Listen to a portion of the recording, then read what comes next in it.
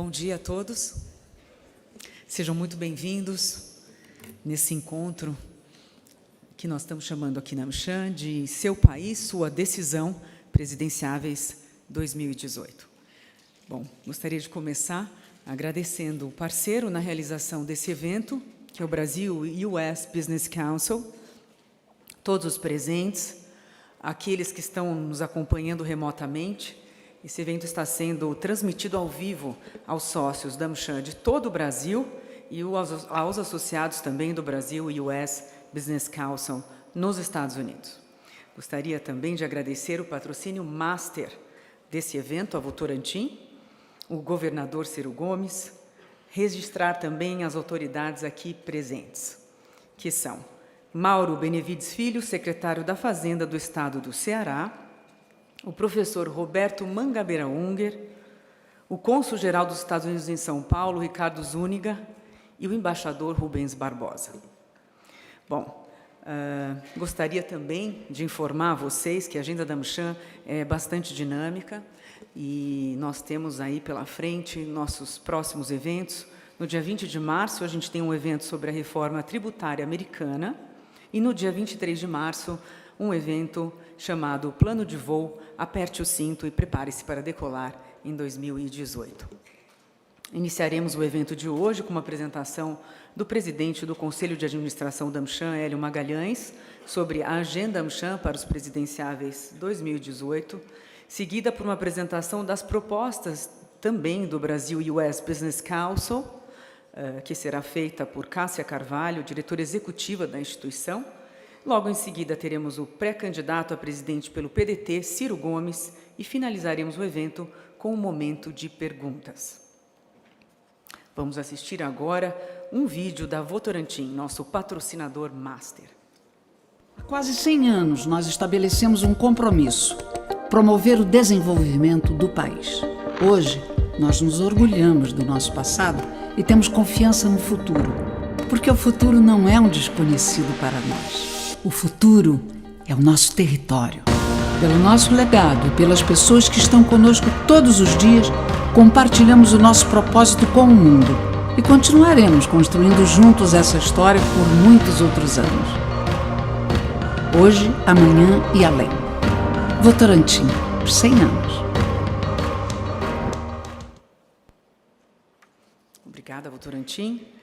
Chamo, então, assim, ao palco Hélio Magalhães, presidente do Conselho da AmCham, para apresentar a agenda para os presidenciáveis 2018.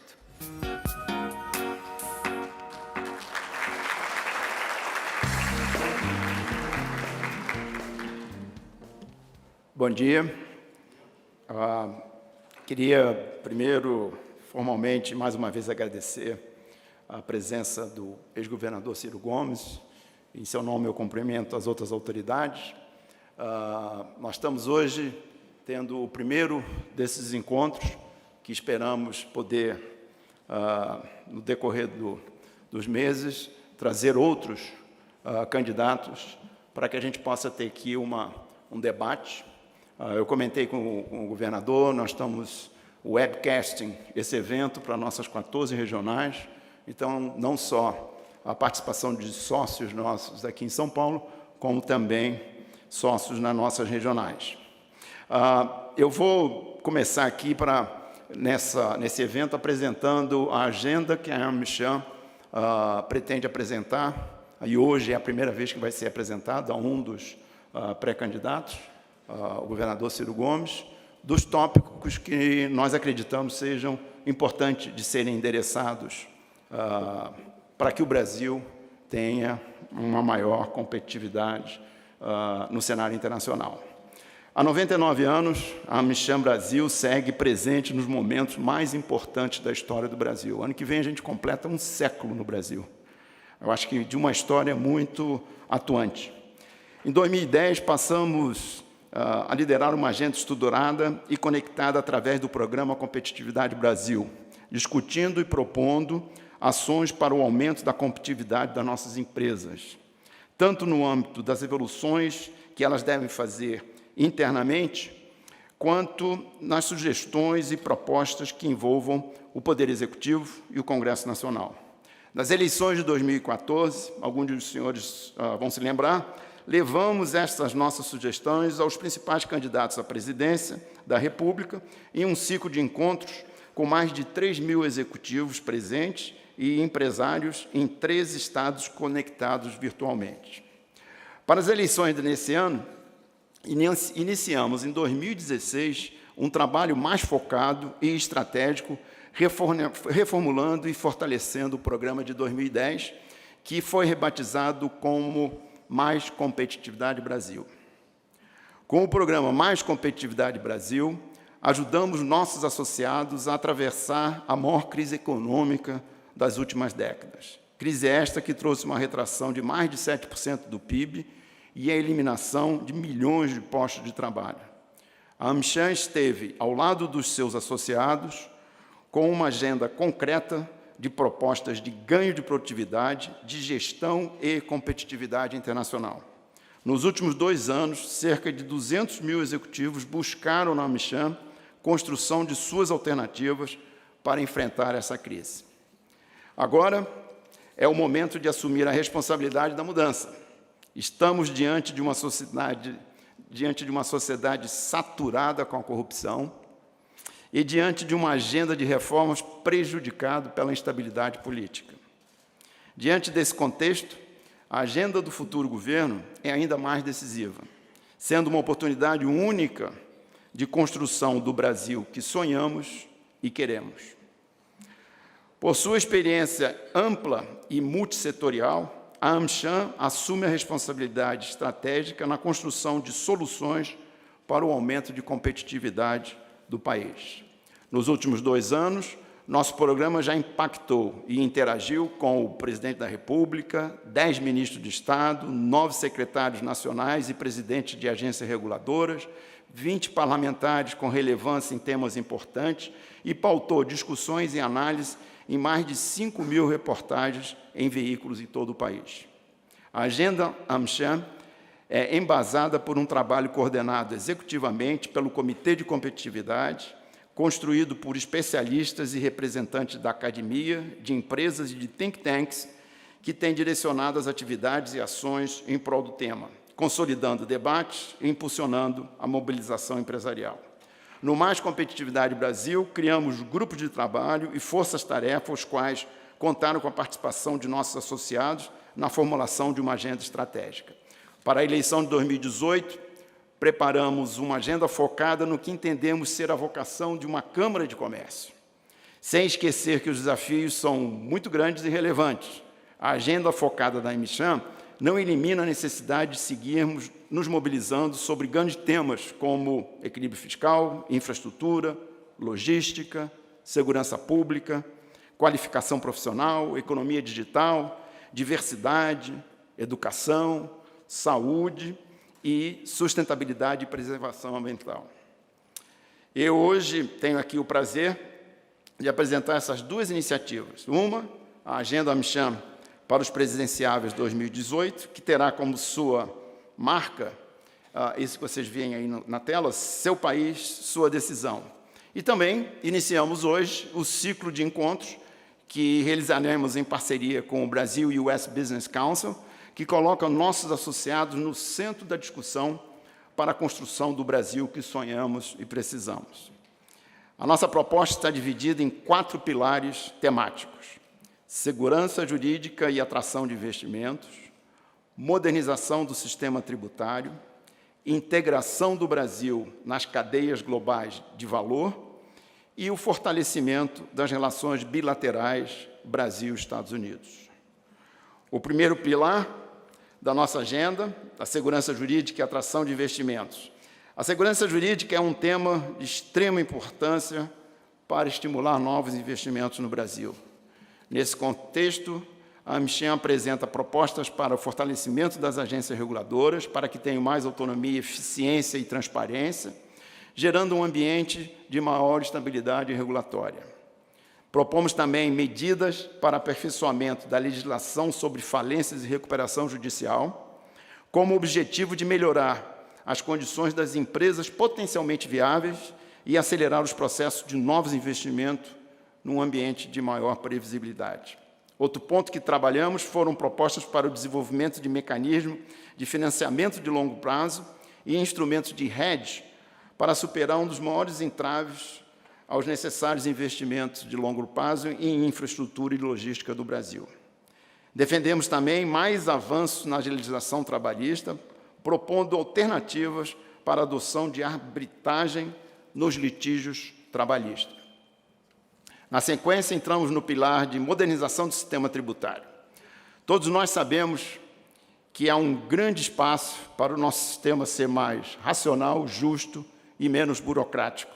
Defendemos propostas para reformular os tributos sobre bens e serviços e estabelecemos um ambiente de neutralidade tributária mais favorável à competitividade das empresas. Da mesma forma, precisamos reduzir o custo de compliance tributário com medidas para racionalizar as obrigações acessórias e multas. Vale lembrar que, aqui no Brasil, as empresas gastam cerca de 2.600 horas por ano para cumprir com suas obrigações fiscais, colocando o Brasil em último lugar no ranking desse item, desse quesito.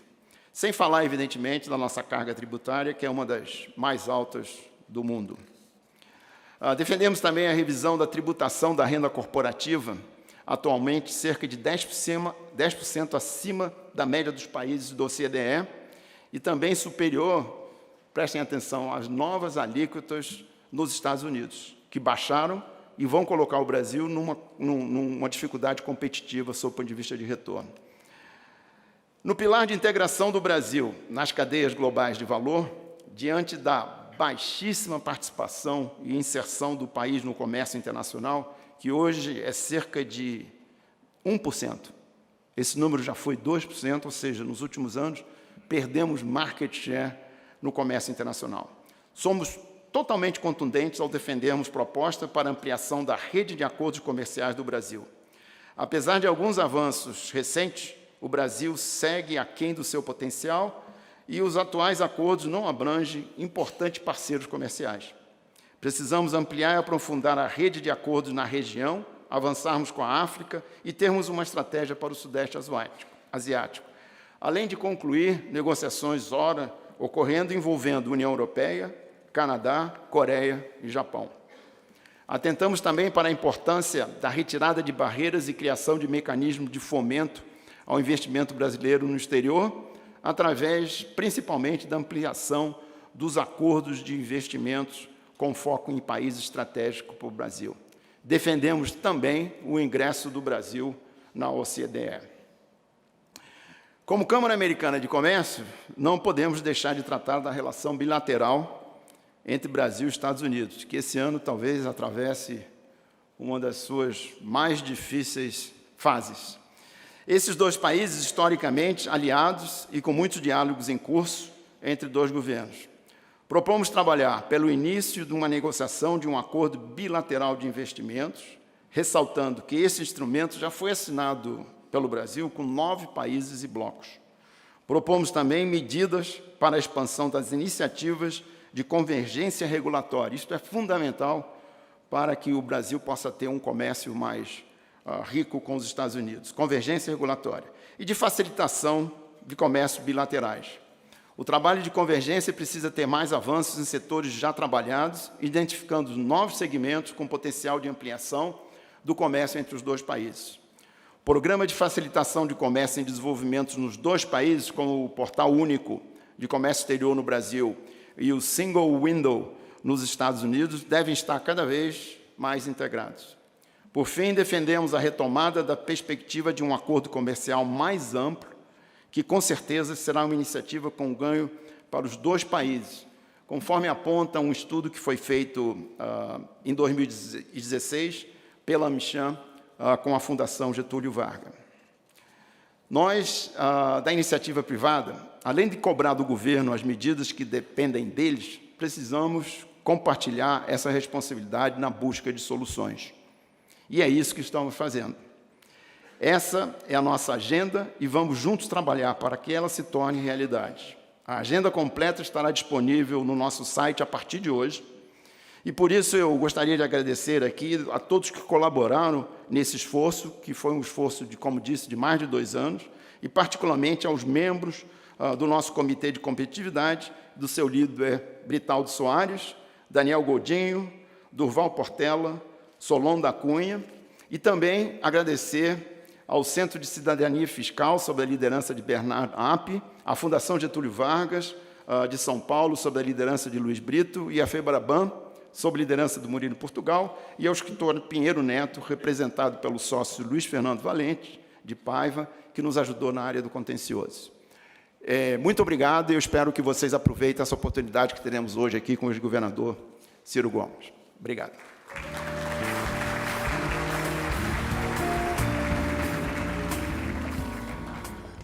Muito bom dia a todos e a todas. Muito obrigado pela honra e o privilégio de me convidarem para vir até cá, uma instituição por quem eu tenho grande respeito e, mais do que tudo, vejo como uma instituição muito importante para azeitar as boas e nem sempre tão boas relações do Brasil com a América do Norte, com os Estados Unidos.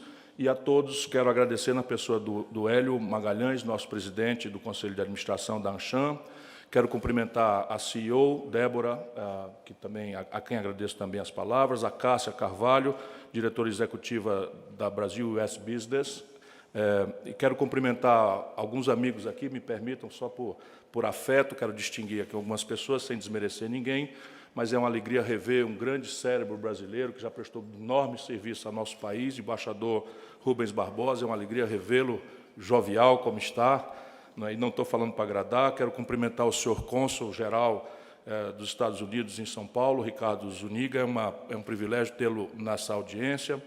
Quero cumprimentar dois companheiros que me ajudam extraordinariamente, são coordenadores do meu programa de governo, o professor Roberto Mangabeira Unger, que tem entre os seus jovens alunos, por exemplo, o ex-presidente Barack Obama, fui aluno dele, está me ajudando aqui, o Dr. Mauro Benevides Filho, PhD em Vanderbilt, nos Estados Unidos também.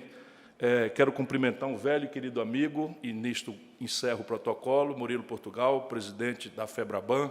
É uma alegria revê-lo, ele que tem também uma folha extensa de serviços prestados ao Brasil. Eu estou encarregado pela organização de refletir consigo entre uma primeira provocação e perguntas por algo ao redor de 1 hora.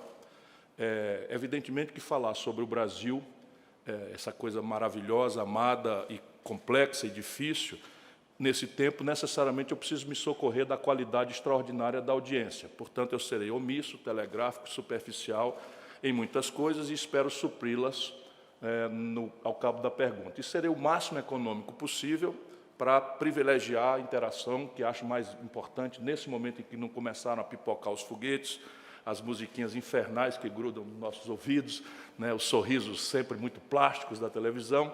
Eu considero importante a gente ainda ter um tempo para conversar, ouvir, reparar as ideias, e aqui começa a minha provocação. O Brasil está errado, gravemente errado, precisamos mudar, penso eu comovidamente, o que já vai me pondo em polêmica. O Brasil precisa mudar por qualquer ângulo que se queira considerar, penso eu. Alguns me comovem mais assustadoramente, outros me comovem mais reflexivamente, mas todos me comovem. Por exemplo, no ano passado, 2017, o Brasil anotou a macabra estatística de 64.700 homicídios.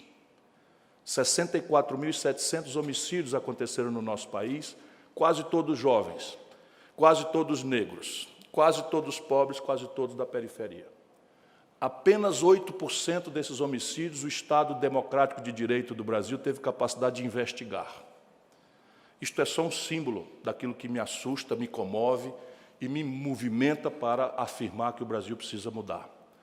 O Brasil tem, pela primeira vez na sua história, mais da metade da sua população economicamente ativa na informalidade. E não se trata aqui só da perversão, da injustiça, mas trata-se da insustentabilidade fiscal, a rigor, num país que adota um modelo de previdência e de seguridade social, de acesso universal, praticamente, pelo lado da saúde e pela previdência, benefícios continuados, etc., etc., como se montar um sistema tributário razoável se metade da economia está na informalidade? Como ganhar produtividade numa economia em que metade crescente né? Crescem as tensões para agravar este fenômeno, com mais da metade da economia na produtividade. Qual é a escala de um sistema tributário racional, de um sistema previdenciário tão dramaticamente necessário de ser reformado, se a incidência demográfica é de repartição em cima de metade da população informal? O Brasil tem 12.700.000 pessoas desempregadas abertamente e 34.800.000 pessoas na informalidade. O Brasil precisa mudar, porque também podemos olhar com um certo distanciamento acadêmico, científico, se nós não aceitarmos, como eu me rebelo há muitos anos, contra esta miudice que tenta nos dividir entre coxinhas e mortadelas. Para os que estão nos assistindo nos Estados Unidos, deixa eu explicar isso. Aqui é uma espécie de elefante e como é o outro? Lá nos Estados Unidos, os democratas são elefante e o burro é o republicano. Então, coxinhas e mortadelas são o nosso elefante e o nosso burro, não é? E foi muito conveniente para coxinhas e mortadelas essa imposição, mas hoje isso está fazendo muito mal ao país, porque nos impede de refletir fraternalmente, enquanto nacionais, ao redor dos nossos pactos fundamentais, de modelos, de premissas, de desenhos de economia política, de maneira que, no Brasil, a gente só se reúne com quem pensa igual conosco. E não trocamos mais ideia, e assim que se elege alguém, imediatamente o otagônico derrotado põe-se em atitude destrutiva para impedir a reeleição, que foi introduzida também muito recentemente nos nossos costumes. Então, esse alinhamento, esse distanciamento nos permite nos refugiar, como eu tenho repetido, na história. O Brasil, de 1980 para cá, cresce 2% ao ano. Nós vimos aqui uma queda de 7,1%, e esse ano, estatisticamente, crescemos 1%, já com 1000 falácias estatísticas, porque o PIB rural cresce 13%, o PIB industrial 0%, a construção civil cai 5%, as regiões metropolitanas todas estão regredindo ainda, mas 13% de crescimento no agronegócio bastante pujante nos permite celebrar, ponho muitas aspas nisso, 1% de crescimento econômico. Evidentemente, o Brasil está errado, porque se nós crescemos a 2% ao ano em média e a população cresce a 1,7% ao ano em média, sucede que o per capita tem sido de 0,4% ao ano, e que quase nos permite dizer que o Brasil está, desde os anos 80, parado. Por médias, naturalmente, porque há muitas coisas boas acontecendo. Mas repare bem, ainda olhando a big picture, o Brasil, em 1980, tinha um produto industrial equivalente a 1/3 da nossa riqueza. Hoje está reduzida a indústria de transformação a quase 11%. O Brasil, em 1980, tinha um produto industrial que somava o produto industrial da China, da Coreia do Sul, mais Malásia, mais Vietnã, mais Singapura, e ainda sobrava um tanto. Hoje a China nos ultrapassa em multiplicadores aí que se aproximam de 6 vezes. A Coreia do Sul já vai deixando o Brasil longe no retrovisor. Portanto, parece que também por esse ângulo as coisas estão erradas no Brasil, o que nos traz, então, a ideia de que é preciso mudar. E mudar para onde? E aqui começa a grande Babel em que se transformou o debate político no Brasil, com todos os traumas, não é, que nós temos vivenciado. Na redemocratização do país, nós elegemos 4 presidentes, derrubamos 2. Qual é a política? Qual é a estratégia? Qual é o nível de continuidade ou de segurança institucional tão desejada e justamente requerida por parceiros internacionais, possíveis de serem praticadas num país que elege 4 presidentes na redemocratização e derruba 2? Derruba 2 com forte denúncia de ilegitimidade, na fórmula de derrubar, no pretexto de derrubar, e nas razões ancestrais pelas quais o povo aceita essa derrubada, porque também não aguentava mais o nível de governança que estava acontecendo. A corrupção é apenas o lado mal cheiroso, chocante, escandaloso de um problema muito mais grave. Então, precisamos criar um consenso, pelo menos metodológico, sobre o debate. E, nesse sentido, a AmCham presta um grande serviço, convocando todos os candidatos, entregando um documento que será, por mim, levado em absoluta e detalhada consideração. Tudo aquilo que eu puder aproveitar disso será aproveitado com os devidos créditos, e o que não puder ser aproveitado, voltarei aqui para discutir os antagonismos, porque ideia boa para mim só é aquela que se resiste a uma ideia melhor. Eu não tenho parte prévia, não tenho preconceito. Desenha-se de mim, como é natural na política, um bicho meio amedrontador para certos grupos de interesse, mas eu sou da paz. Embora compreenda bem a profunda significação da frase do velho Júlio César, que dizia, si vis pacem para bellum, né? Mas isso é apenas uma digressão para interromper essas mal arranjadas palavras. Mudar. Mudar é meu posicionamento nisso. Por onde mudar? O Brasil deveria recelebrar a ideia de objetivo nacional, porque há muitos objetivos concorrentes, todos legítimos, todos corretos, alguns não tanto, mas tudo é justo que se dispute. Mas o Brasil devia estabelecer uma clara hegemonia moral e intelectual de que o nosso objetivo iria ser enfrentar e superar em prazos explícitos, com mecanismos explícitos de busca de alcançar essa meta, com avaliação, supervisão, controle, com governança moderna, superar, enfrentar a miséria e a desigualdade. No nosso país, e eu não estou fazendo isso por nenhum tipo de denúncia religiosa ou moralista, estou fazendo uma constatação. 5 brasileiros, 5, os dedos de uma mão, reúnem hoje fortuna equivalente às posses de 100 milhões de brasileiros. De novo, o capitalismo moderno se afirma no consumo de massa. E o consumo de massa se afirma na renda. Se você tem uma distribuição de renda tão profundamente grave, distorcida como a nossa, de novo, que tipo de sistema tributário justo, que modelo previdenciário, que tipo de sanidade fiscal nós podemos praticar, se não pesando enormemente sobre o setor formal da economia, punindo os setores corretos, como temos feito, para deixar na absoluta anarquia, não é, crescentes e majoritárias frações da vida nacional brasileira, especialmente na sua área econômica. Portanto, se esse deve ser o objetivo, nós agora temos que entender quais são os objetivos de fundo.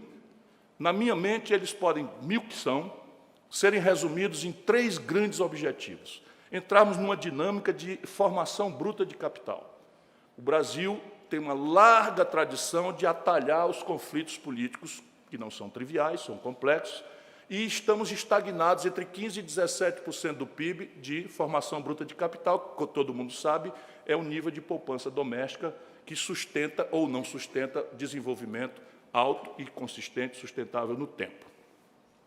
O Brasil precisa entrar numa dinâmica em que nós achemos uma fórmula, as institucionalidades são as mais variadas, eu não acredito em transplante institucional, não acredito que a gente copia o modelo de Chicago, ou modelo chinês, ou modelo coreano, não há como transplantar institucionalidades, é nossa tarefa indeclinável em audiência à nossa cultura, nossas manhas, nossos traquejos, nossas contradições, nossos conflitos, desenhar uma institucionalidade. Porém, o que está no fundo a ser perseguido como segundo grande objetivo estratégico, penso eu, é estabelecermos uma clara hegemonia, se não um grande consenso, entre um governo, um Estado empoderado, sadio, socialmente controlado, que tenha governança corporativa capaz de prevenir e punir com gravidade as distorções, especialmente a corrupção, e que esteja parceiro de um empresariado, também lucidamente convergente, nacional e internacional, com esta estratégia consensada, democraticamente discutida, pacificada. Porque o paraíso do debate ideológico aqui nos está inibindo a inteligência. Todo experimento empírico da história da humanidade demonstra que o que parece ter êxito é uma economia que consegue fazer essa associação de forma equilibrada. Volto a dizer, não há transplante institucional. Cada país faz o seu desenho institucional. Pode ser via compra governamental, a pretexto de defesa, de corrida aeroespacial, como grande potência do Norte faz. Pode ser por um dirigismo autoritário, como alguns países do Oriente fazem. Mas nós, brasileiros, temos que achar um caminho em que se dê o devido valor à iniciativa privada, que já mostrou a sua essencialidade para o progresso humano, mas que não acredite no laissez-faire como ferramenta de promoção do desenvolvimento. Nunca aconteceu isso, não há esse precedente. Claro que a iniciativa privada, volto a dizer, é indispensável para o progresso humano, mas ela sozinha, até nas páginas de Adam Smith, não consegue promover desenvolvimento, porque tende à concentração, à inequidade e a disrupturas cíclicas, como recentemente nós vimos a crise de 2008, ou lá atrás, em 29, como todos temos clareza. E, por terceiro, definitivamente deve ser o objetivo estratégico do Brasil investir em gente. Não é razoável que a Colômbia tenha o dobro, Com todo respeito aos irmãos colombianos, não é razoável que a Colômbia tenha o dobro das matrículas de ensino superior dos garotos de 18 a 25 anos que o Brasil tem. Não é razoável que o Brasil seja o 13º país do mundo em produção de ciência, apurada por publicação de papers, e o 76º em registro de patentes. Nós somos o 13º país do mundo em produção de papéis e o 76º em registro de patentes. Ainda ontem alguém denuncia para mim que demora-se 10 anos para o INPE registrar uma patente no Brasil. Então, investimento em gente, enfaticamente educação. Como é que é razoável imaginar a produtividade de um país que tem 700 mil casos de malária na Amazônia? Como é que é razoável que a gente chegue em pleno século XXI, em São Paulo, a cidade mais rica da América Latina, nós temos agora de volta a febre amarela. Não é razoável que o Brasil persista com esses indicadores, portanto, esse é o terceiro objetivo. E, para a conclusão, é preciso que esses objetivos audaciosos, idealizáveis ou sonhadores, como queiram me criticar, partam dialeticamente do status quo. Onde é que nós estamos hoje? Como é que saímos do que estamos aqui para ir para lá?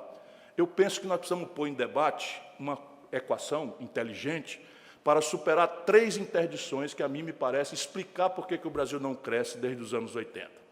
Primeiro, e agravado contemporaneamente, o explosivo e inédito nível de endividamento das famílias e das empresas. Assim, não se quer discutir, mas, neste momento, o Brasil está com mais de 60 milhões de consumidores proscritos do mercado de crédito, com o nome negativado no Serasa ou no SPC. 60 milhões é 60% da população economicamente ativa. Nós estamos com essa ciente toda negativada no SPC. Cada um se sentindo culpado individualmente. E, evidentemente, quando isso chega a este número, parece que a culpa não é individual. Parece que é um grande problema do macro desenho por onde se está trabalhando a questão do crédito no Brasil. Depois nós temos o endividamento das empresas. A serem verazes os números que têm me chegado, e tudo isso está em debate para ser aperfeiçoado, o endividamento das empresas no Brasil parece ser único na história. Hoje se anotam 2 trilhões de reais de dívidas, 600 bilhões de reais dos quais a caminho de se inscreverem como créditos de recuperação duvidosa. Isso faz o quê? Naturalmente, o sistema financeiro se retrai, se protege, não financia mais ninguém, ou financia a custos muito impossíveis de serem arbitrados na economia real. O Murilo Portugal estava corrigindo ali para mim, eu quero ser sempre de boa fé corrigido, mas os números que eu tinha até hoje é de que o custo do crédito do Brasil na economia real é de 52% ao ano. Podemos descer para 9% se for crédito dirigido e 50% se for crédito livre. Não, 41%. Igualmente, o argumento prevalece. Qual é a rentabilidade média de negócios da economia real, no comércio, na indústria, na agricultura, que remunera isso? Oferece isso ao julgamento de empreendedores norte-americanos. Oferece isso ao empreendedor médio europeu e vê se é possível compreender. Isso, não estou satanizando ninguém. Há muitas causas a serem apuradas, mas é definitivamente uma das grandes questões, resumindo, o endividamento das famílias e das empresas. Segundo, o Brasil tem o mais grave colapso fiscal da sua história. Gosto de dizer, porque candidato tem que se exibir, ainda que tenha uma certa serenidade, que eu, tendo sido ministro da Fazenda, governador do 8º Estado, prefeito de uma capital, eu nunca tive um dia de déficit na minha carreira. Não há o segundo político que possa dizer isso. Até pode ser aquele que nunca governou nada, porque também o Brasil, a exigência de administração de uma pequena mercearia para prevenir a pessoa de talentos observáveis para chegar à presidência não é exigência mais. Aqui o caos está tão grave que qualquer um pode ser presidente do Brasil, desde que aceite que o Banco Central seja governado como tem sido nos últimos anos. Isso nos traz uma questão grave. Vamos olhar a questão fiscal. E aqui é fluxo e estoque. Vamos lá, big picture novamente. Big picture novamente. O Brasil, quando eu fui ministro da Fazenda, em 1994, tinha uma carga tributária de 27,5% do PIB. Tinha uma dívida pública acumulada em 500 anos de história nacional desenvolvimentista, ou seja, com a correspondência num Brasil estatal, Petrobras, Eletrobras, Estrada Brás, Telefone Brás, Aço Brás, todas essas coisas do Brasil dos anos 50, tinham, enfim, sido financiadas por um endividamento. Esse endividamento, naquela data, quando eu era ministro da Fazenda, dia 1º de janeiro de 1995, equivalia a 38% do PIB. E o Brasil meio que tinha consensado com o meu apoio, inclusive uma parte importante de privatizações, ou seja, de desmobilização patrimonial, para fazer frente, né, ou fluxo ou estoque, né, porque a dívida, ainda que fosse pequena, era muito exígua, que é uma peculiaridade da vida brasileira. Pois bem, 8 anos de equívoco, na minha opinião, isso não é nada pessoal. Eu mudei minha vida, todos os meus amigos, eu rompi com eles, eu ajudei a fazer a consolidação do Plano Real, mas eu percebi a grosseria do equívoco, sem desmerecer ninguém, não foi má fé, não quero dizer, não quero nada, só quero fazer números gelados para a gente usar a inteligência. 8 aninhos depois, do dia 1º de janeiro de 95, quando o Lula toma posse, os números eram os seguintes: dívida saiu de 38% para 78% do PIB.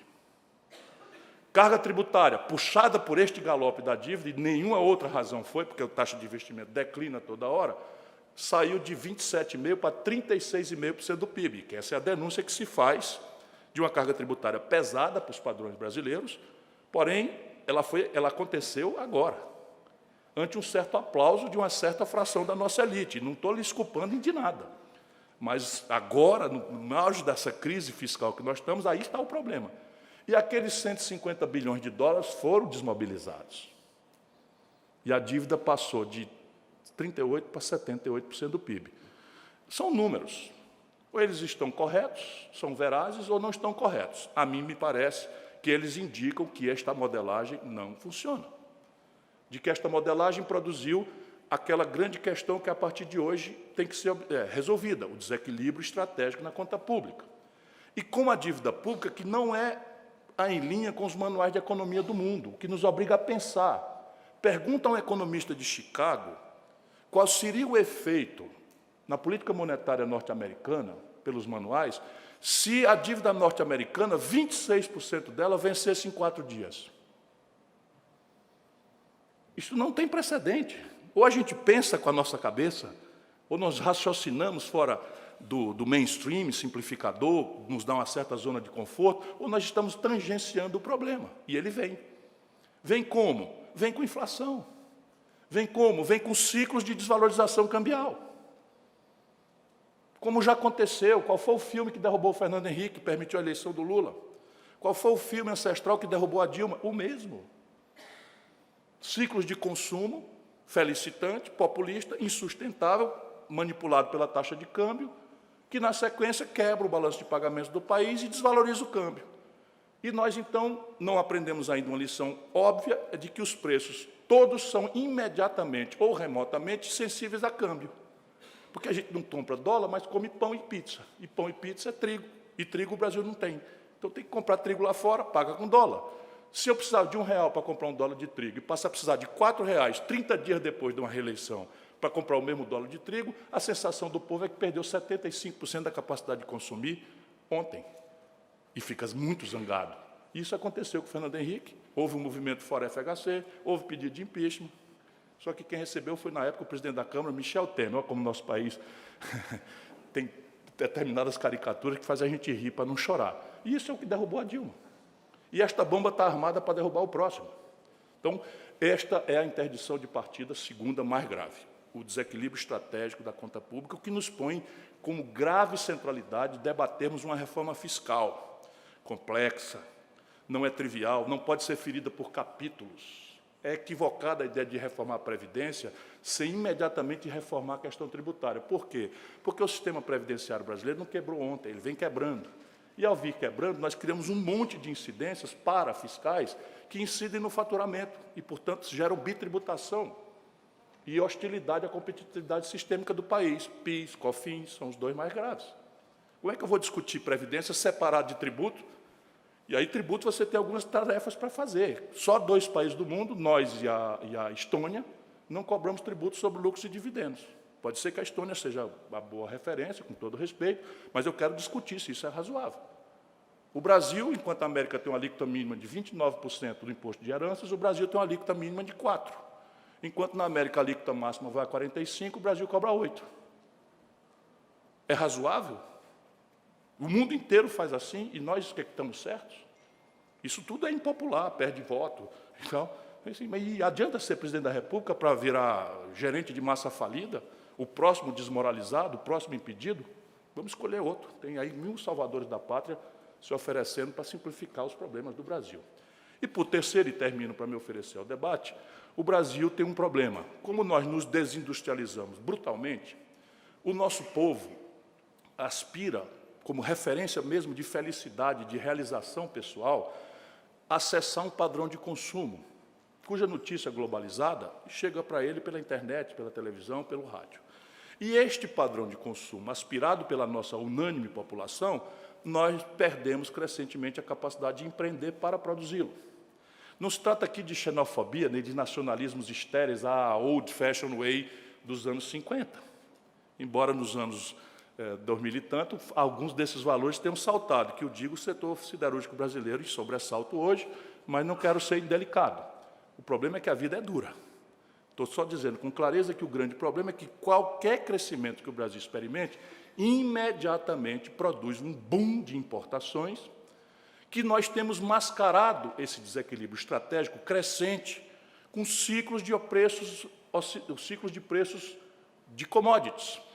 Então, repare bem, o Lula entrega para Dilma, o governo, com o Brasil vendendo uma tonelada de minério de ferro por $190.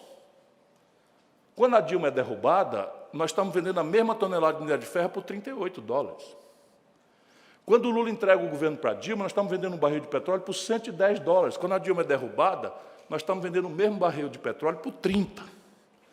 Então, o último ano que o Brasil cresceu, a média com a Dilma, o Brasil teve um déficit de manufaturados no balanço de pagamentos de $124 bilhões. Agora nós estamos com $60 bilhões de superávit do balança comercial, o câmbio deu uma melhorada, os preços internacionais recuperaram um pouco, e estamos de novo achando que o céu é perto. O céu é longe, difícil, não se chega a ele sem purgatório. Eu lamento, minha cultura cristã me permite utilizar essa metáfora. Na hora que o Brasil crescer, ano que vem, por ajuste estatístico, por voltar ao nível de atividade econômica de 2010, que é o que nós estamos comemorando, o Brasil vai apresentar estruturalmente um buraco enorme na sua conta externa. E, imediatamente, a tensão sobre a taxa de câmbio se apresenta de novo. E, se a gente não desarmar a bomba, vejam bem, uma dívida interna que chega a perto de 100% do PIB, já está chegando agora, nesse ano, a 80%. E com uma tensão cambial em cima disso, é o velho filme. Ou nós desarmamos essa bomba com um debate muito mais complexo do que tem se permitido fazer, ou nós não teremos chance de mudar o Brasil. Por isso, eu agradeço muito a oportunidade de estar aqui. Estou me dirigindo à comunidade internacional, estou me dirigindo ao povo brasileiro, estou me dirigindo aos investidores. Por favor, não aceitem simplificações grosseiras, imagéticas, enfim, de quem quer que seja. É preciso garantir que o debate aconteça de forma plural, inteligente, racional, porque só juntos nós vamos achar o caminho. Muito obrigado por sua atenção.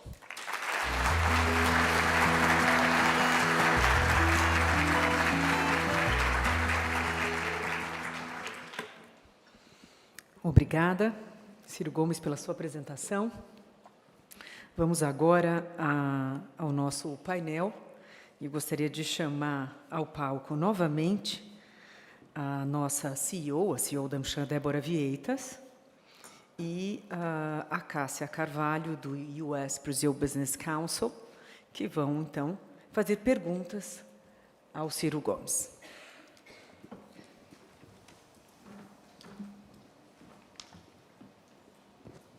Governador, nós temos uma incrível quantidade de perguntas. Então, a minha proposta é que a gente tente fazer um ping-pong pelo número de assuntos diversos que nos foram entregues.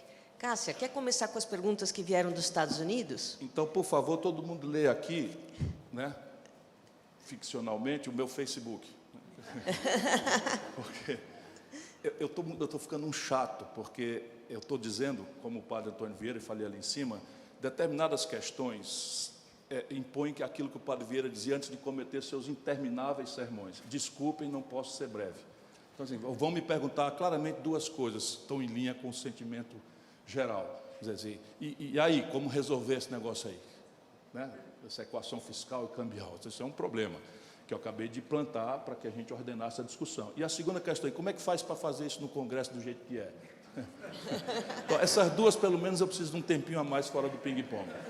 Quer começar por essas? Não, vamos como você mandar. Cássia, por favor. Bom, mais uma vez, governador, um prazer. Temos aqui várias perguntas sobre política externa, né? Dentro de uma tendência global de comércio exterior, de uma política protecionista, como que o senhor vê o Brasil ainda em fase de desenvolvimento, se inserindo nas cadeias globais, dentro dessa política protecionista que estamos vendo pelo mundo? Veja, o valor que eu cultivo é o livre comércio. Então, o livre comércio é o valor. A tendência, o objetivo deve ser perseguir o livre comércio. Porém, isto não admite inocências, não se permite comportamento naif no mundo. Por quê? Porque as condições de empreender não são globais. Só por isso, não é questão de nacionalismos exacerbados, nada disso. As condições de empreender não são globais, elas são crescentemente nacionais ou, no máximo, regionais. Por exemplo, o preço e os perfis de financiamento. Desde 2008, o mundo moderno está avançando, está trabalhando com taxas de juros neutras ou negativas, como forma de esconjurar a crise de 2008. Ainda assim, não estão tendo êxito extraordinário. A Europa, os americanos conseguiram, mediocremente, para as necessidades do mundo, e na hora que conseguir, lá se vem uma assimetria agravada, que o juro americano sai do neutro por coisa, e lá se arrebenta o balanço de pagamento de países como o Brasil. Então, é preciso ter clareza da assimetria competitiva da condição de financiamento. Preço, sabe quantos fundos de venture capital relevantes no Brasil existe? Nenhum. Porque as distorções são essas. Se o crédito livre cobra 41%, atualizado o meu número, como é que eu vou ter um fundo de venture capital no Brasil? São assimetrias, concretudes bastante concretas, me permite ser um pleonasmo para mostrar a contundência. Segundo, domínio tecnológico. É crescente a tensão no planeta Terra por leis de propriedade intelectual. É crescente a queixa dos centros dinâmicos de tecnologia do mundo com relação à cópia, à propriedade intelectual. E o Brasil tem uma lei de propriedade intelectual draconiana, o que não está errado. Acho que tem que respeitar a propriedade intelectual, mas repare o que está acontecendo no mundo. Nós temos um extenso anacronismo tecnológico, e isto impõe a nós uma assimetria competitiva muito grave. E o Brasil, por exemplo, tem o que perder, ainda restam 11% do PIB de indústria, mas nós já perdemos 20% do PIB de indústria, basicamente por essas assimetrias. Terceira, escala. A China vai fazer o planeta Terra tremer gravemente, porque a China opera em crescente escala, essa é a tendência, em associação com a mega vanguarda de todos os setores, mas a China aprendeu as virtudes de dominar o mundo comercialmente, através, especialmente, de mega escala. O que quer dizer custos fixos relativizados? A nada, lucratividade por unidade de bens ou serviços reduzida a fração de centavo, porque, invariavelmente, o preço final desse bem ou serviço, assim produzido e vendido no mundo, representa preço mais baixo final do que custo de produção do equivalente. Não é por acaso que o presidente Trump estabeleceu uma proibição da compra da Qualcomm. São concretudes, a vida está difícil, não está? Então, free trade, ok, isso é a tendência. Porém, é preciso não ser inocente. Né? E um país como o nosso, que tem 206 milhões de bocas para alimentar, né?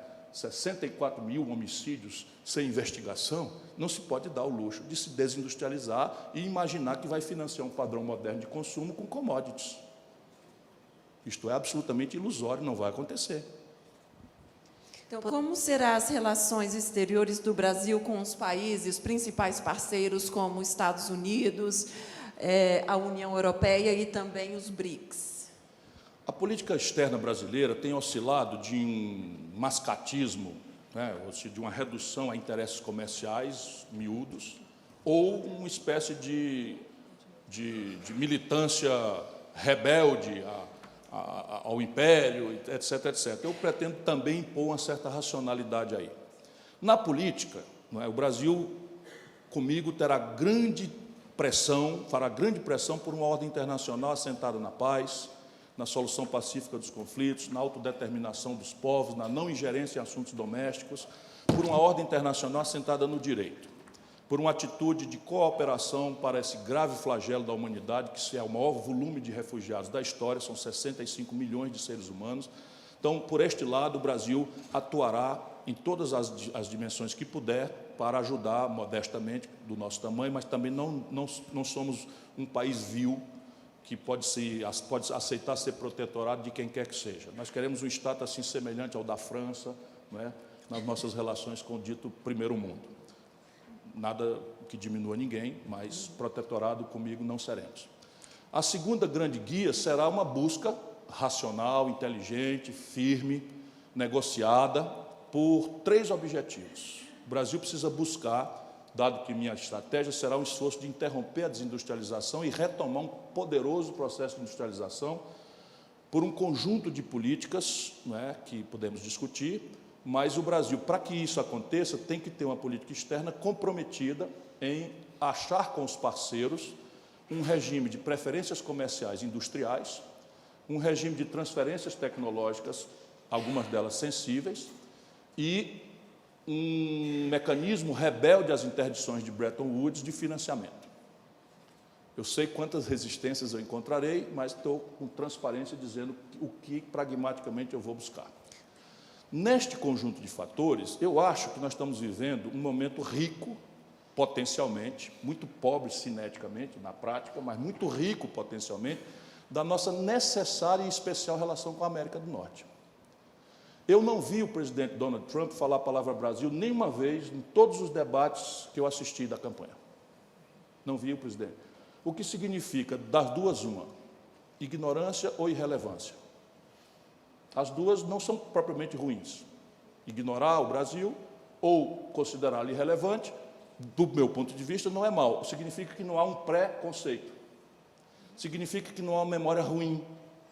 Significa que nossos antagonismos de política externa de União Nacional dos Estudantes, não deixaram assim tão graves cicatrizes e sequelas. Portanto, se o Brasil souber para onde quer ir, e isso é o que nós precisamos fazer, eu acho que está fecunda a possibilidade de a gente celebrar uma relação nova, muito produtiva com os norte-americanos. É natural. Nós somos o país mais parecido com a América do Norte que existe no mundo. Territorial, climático, mestiçagem, enfim, religiosidade, uma série de fatores, né? Essa referência meio que qual é o adjetivo que eu vou achar, que agora tem que ser more presidential, essa referência meio fascinada com o mundo velho, com a velha Europa e tal, parecemos demais, portanto, podemos perfeitamente nos ajudar, não é? Desde que se reconheça que esse país não será protetorado de ninguém no governo que eu dirijo. Vamos aos outros blocos. Isto nos põe em tensão contraditória, por exemplo, com os BRICS. Os BRICS foram uma iniciativa meio que dessa rebelião contra um mundo unipolar. O Brasil colocou na sua agenda, e eu vou pôr isso em debate, porque eu não compreendo bem a relevância desse esforço de alcançar um lugar titular no Conselho de Segurança das Nações Unidas. Não estou dizendo que vou abrir mão dessa coisa, mas também não sinto espontaneamente muita vontade de gastar energia nesta coisa. Mas os BRICS foram criados para isso, mas não estão funcionando. O que está funcionando, na verdade, é um explosivo olhar da China sobre o Brasil em direção a uma política que não me agrada, que é aquela que a China praticou em certas áreas da África, por exemplo, Angola, e que um país como o nosso não pode aceitar. Então, isto produz aí uma certa tensão, mas o Brasil também tem aqueles objetivos de preferências industriais, de transferências tecnológicas sensíveis. No BRICS, nós podemos ser saciados de todas essas demandas, desde que não seja uma relação em que o Brasil, ansioso por não resolver sua equação de formação bruta de capital, considere que o investimento direto estrangeiro é a nova saída da lavoura. Não acho nada ruim, apenas eu lembro que todo investimento direto estrangeiro corresponde a um passivo externo líquido a ser financiado. E se a gente gerar um passivo externo líquido tão grande, de onde é que nós vamos tirar os dólares para financiá-lo?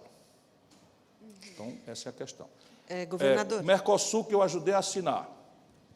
Nós assinamos o Mercosul, o Tratado de Ouro Preto tem a minha assinatura, quando ministro da Fazenda, com pressa. Hoje já é possível confessar. Nós, meio que descuidadamente, corremos, porque havia duas ameaças, ou duas pressões pesadas sobre o Brasil, sobre a Argentina, naquela época. Uma, dolarização das moedas.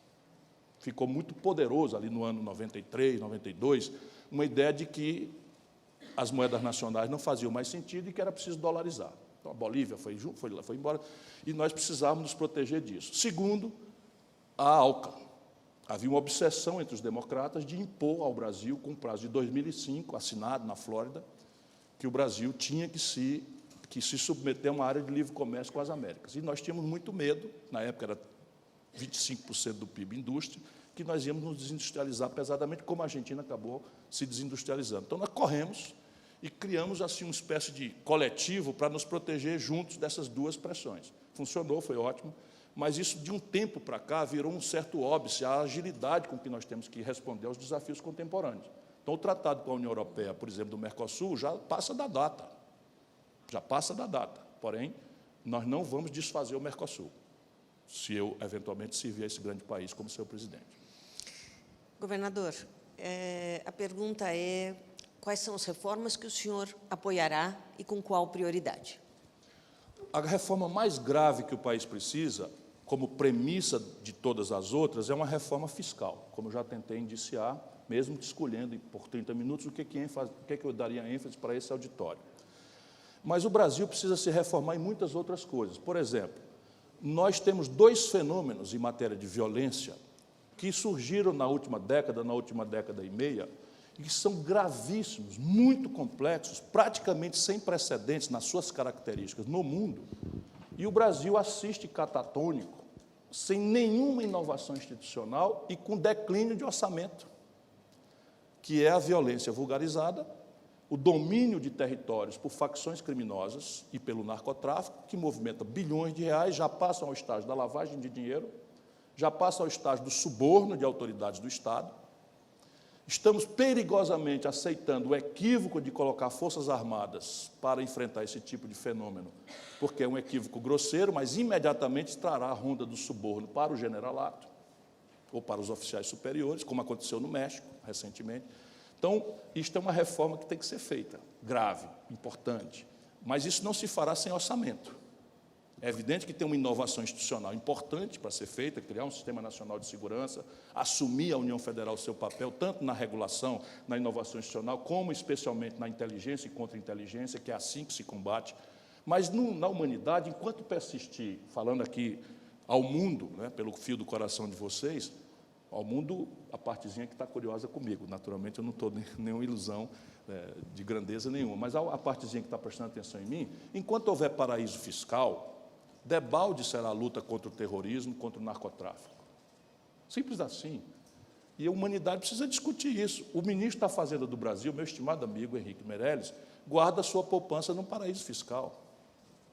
Pelas leis brasileiras, isso é legal, declarado tudo certo. Mas é razoável o ministro da Fazenda, que é encarregado da taxação, o ministro da Fazenda, que é encarregado da taxa de câmbio, o ministro que é encarregado da taxa de juros, guardar sua poupança num paraíso fiscal? Que lição nós estamos dando para a sociedade brasileira, para os nossos jovens, para o empreendedor nacional do país?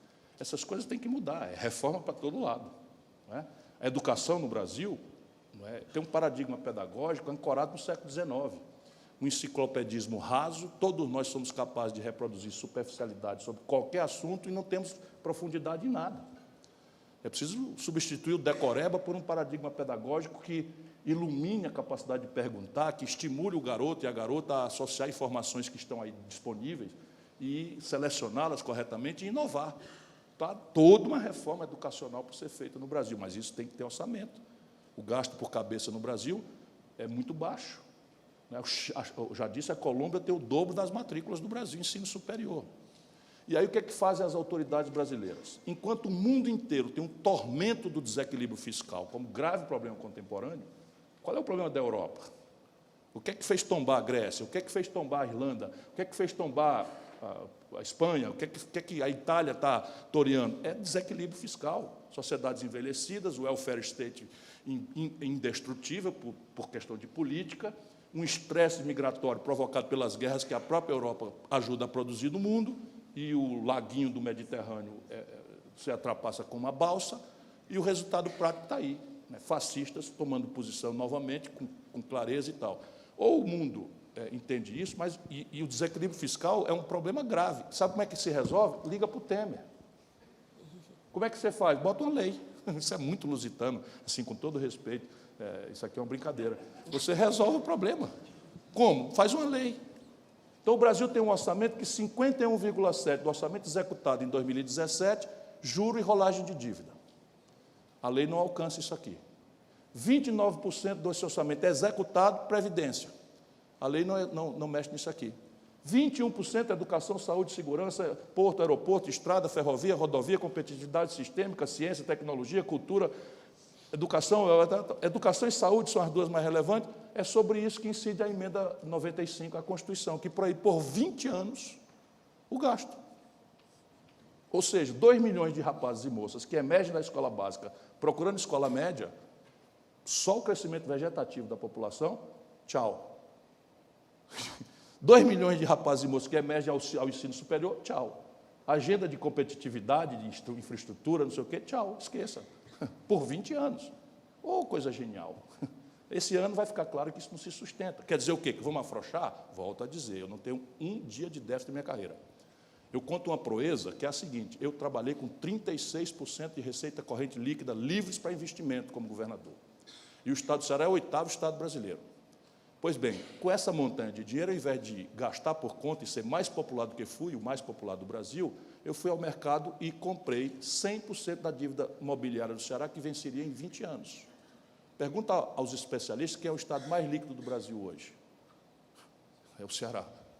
Porque 20 anos atrás, um maluco foi lá e comprou a dívida inteira para proteger o Estado desses ciclos pirados de dívida, que quebraram o Rio de Janeiro, quebraram Minas Gerais, quebraram o Rio Grande do Sul, quebraram mais 14 estados brasileiros. Governador, nós temos aqui uma pergunta sobre o que os... A nossa lei no Ceará está dada, está posta e está em vigor. Nós temos controle de gasto lá. Agora, educação, saúde e investimento fora. O resto está tudo sob controle. Agora, vamos fazer como os americanos fazem. Vamos controlar tudo. E aí o governo para. Não é assim que funciona? Só que, em vez de ser uma emenda à Constituição, é infralegal, e você rapidamente desarma o conflito. Quantas vezes a América parou esses últimos anos? O Congresso tem um limite, chegou o limite, o governo para, fecha as agências do Correio, fecha as agências do quê, mantém os essenciais, estressa o Congresso e acha um novo ponto de equilíbrio. Aqui não, 51,7% da despesa livre, juro para banco, ou para os rentistas, com todo respeito, né? Ok? 29%, que é assim, 2% desses 29, desse público da Previdência, leva 1/3 do benefício. Qual é o efeito da PEC sobre os privilégios da Previdência? Nenhum. Onde é que vai? No lombo do pobre. Nas costas da necessidade dramática de expandir a educação, de qualificar a saúde, de expandir a segurança. Essencialidade do Estado mínimo. Não estou falando de Estado empresário, que vai capitalizar uma nova Petrobras, uma nova Siderbras. Não, estou falando de Estado mínimo. Então, o tema que vem logo a seguir é a questão da sua visão sobre as privatizações dos serviços não essenciais ao Estado. O grande problema é que esses adjetivos permitem uma largueza de concepções ideológicas muito grave. Por exemplo, petróleo é essencial ou não? Evidentemente que, por média, com todo respeito, esse auditório considerará que não. Porque considerará que essencial é segurança, saúde e educação. Ou saúde também nem tanto já. Né? Mas, no caso do Brasil, essa é a questão, as peculiaridades nacionais. O Brasil tem uma sobra de petróleo que ainda nem sequer conhecemos o volume dela. O petróleo ainda terá relevância pelas próximas 4 décadas. Pela 5ª década já não é mais provável. O Brasil já está em superprodução. E o Brasil está importando 60% dos combustíveis, que é o primeiro derivado de petróleo. Na antecedência de uma indústria 4.0 extraordinariamente potencializável, em polímeros, novos materiais, nanotecnologia, etc, etc, etc. Pergunta simples. O mercado pelo espontaneísmo individual vai resolver a equação do petróleo e gás no Brasil? Hoje, como está acontecendo? O Brasil exporta petróleo bruto barato e importa crescentes volumes de derivados de petróleo. Sabe que na pauta de exportação da América, para nós, 12% é combustível. Repare uma coisa, a América do Norte, que é essencialmente importadora, está exportando para o Brasil, e já é 12% das exportações dos americanos para o mercado brasileiro, gasolina e óleo diesel. Com que dólar nós vamos pagar isso? Como se financia esse passivo externo líquido? Por que nós não podemos impor uma governança corporativa com transparência, com metas de desempenho, sem essa ladroeira que infernizou a vida brasileira recentemente, e não entramos numa dinâmica de verticalizar um complexo industrial de petróleo, gás e bioenergia? Faz um dos vetores onde o Brasil tem expertise tecnológica, tem institucionalidade, tem capacidade de fazer. Ou não é assim que a Noruega faz? Agora acabou a Petrobras de vender um campo de Carcará por $1,35 o barril. Naturalmente, lá ainda guardado. $1,35. Foi a operação mais barata da história do petróleo mundial. Quem comprou? Uma estatal da Noruega. Eles estão errados e nós certos, ou nós certos e eles errados? Vamos discutir. Complexo Industrial da Saúde. A União Federal Brasileira comprou, ano passado, 17 bilhões de dólares no Complexo Industrial da Saúde, do estrangeiro. Tem alguma coisa contra? Não. É uma coisa sofisticada, é uma ressonância magnética funcional, cuja tecnologia a General Electric tem sozinha. Não estou falando disso, não. Estou falando de cama de hospital, cadeira de roda, bengala, próteses. Fármacos com patente vencida, 80% dos remédios que o Brasil está consumindo são importados. Tem alguma coisa contra? Não. Com que dólar nós vamos pagar isso? De onde virão os dólares para pagar isso? E aqui nós temos expertise. Nós podemos ter, a compra governamental está protegida como ferramenta de ativação de desenvolvimento regional pelos acordos da OMC. Eu trabalho com a minha cabeça ligada nas coisas, não sou nenhum lunático, como se quer desenhar, não. Depois você tem o complexo industrial do agronegócio. Repare uma coisa, a agricultura e pecuárias mais agressivamente competitivas do planeta Terra importam 40% dos seus insumos, dos seus custos, não dos seus insumos. Não há uma fábrica de capital nacional de implemento agrícola. Não há uma fábrica nacional de defensivos. Compra-se no interior de Santa Catarina um saco de semente de milho por unidade. São 7 mil caroços num saco. 700 mil reais. 700 reais um saco de semente.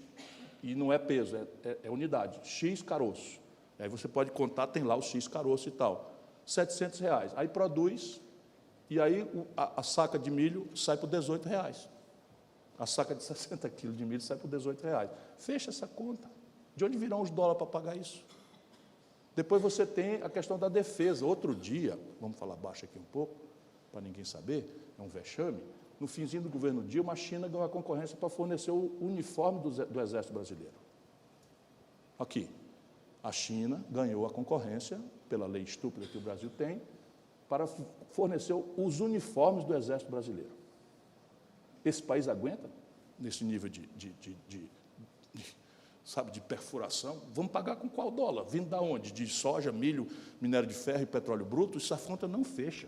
Eu já não falei aqui em eletroeletrônica, não falei em química fina, não falei em nanotecnologia, não falei em novos materiais, não falei em informática, não falei em ótica. É aqui que a coisa, nem chance nós temos de avançar mais. Mais uma pergunta vindo lá dos Estados Unidos. O coordenador do seu programa econômico, Nelson Marconi, disse em recente entrevista à Folha de São Paulo ser um desenvolvimentista convicto, atribuindo ao Estado o papel central como fomentador do crescimento econômico do país. Essa também era muito a política da ex-presidente Dilma. Qual é a diferença entre os dois modelos?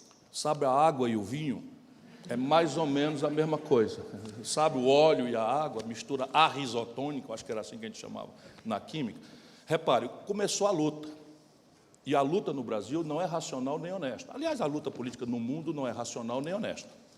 Então, a ideia é satanizar, porque é recente a frustração de todos nós, com o que aconteceu no governo Dilma. E aí, então, agora, coxinhas e mortadelas é assim, qualquer um que não seja coxinha tem que ser mortadela. E eu vou resistir. Não sou coxinha e não sou mortadela. Isso quer dizer o quê? Começando a refrasear, o Nelson Marconi não é meu coordenador de programa econômico. O Nelson Marconi é uma pessoa brilhante da Fundação Getúlio Vargas, com doutorado, com mestrado, respeitadíssimo como acadêmico, que vem coordenar meu plano de governo. Então, ele vai atuar com a expertise dele, mas ele vai, por exemplo, coordenar o grupo de segurança pública, o grupo de educação, o grupo de reforma tributária, o grupo de reforma da Previdência e tal. O Mauro Benevides Filho, que também está anunciado, PhD em Vanderbilt. Esse moço faz a minha cabeça em matéria econômica com grandes digressões, porque já viram que eu sou metido a tentar entender esse negócio. E aí, ao lado dele, está o professor Roberto Mangabeira Unger, professor titular da Law School de Harvard, mais jovem da sua história, membro da Academia Nacional de Ciências dos Estados Unidos, brasileiro.